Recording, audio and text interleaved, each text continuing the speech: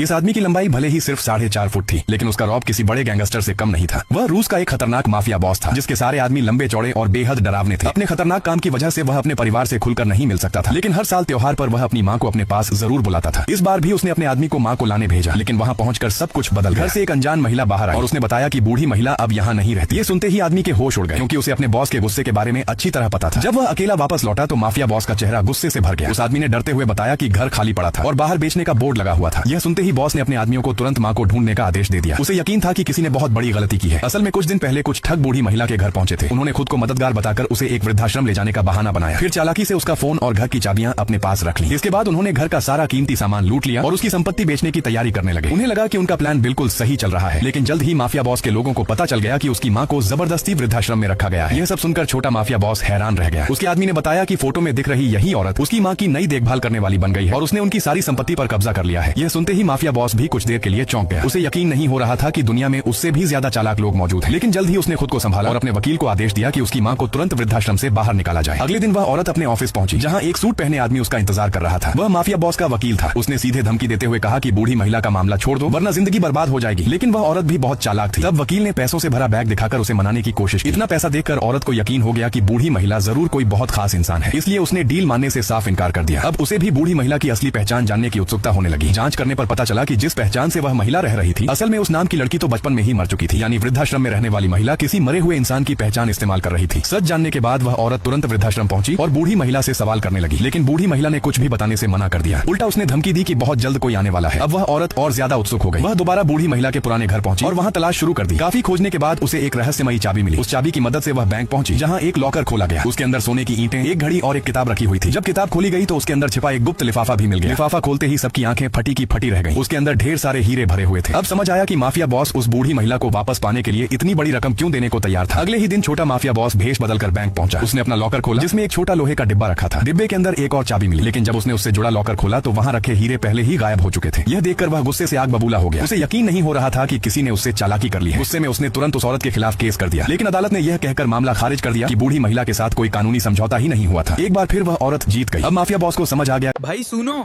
इतना मेहनत करके वीडियो बनाया, अब तुम बस देख के स्क्रॉल मत करना। लाइक कर दो, शेयर कर दो, फॉलो भी कर लो, वरना रात को नोटिफिकेशन नहीं, मैं आऊंगा सामने में।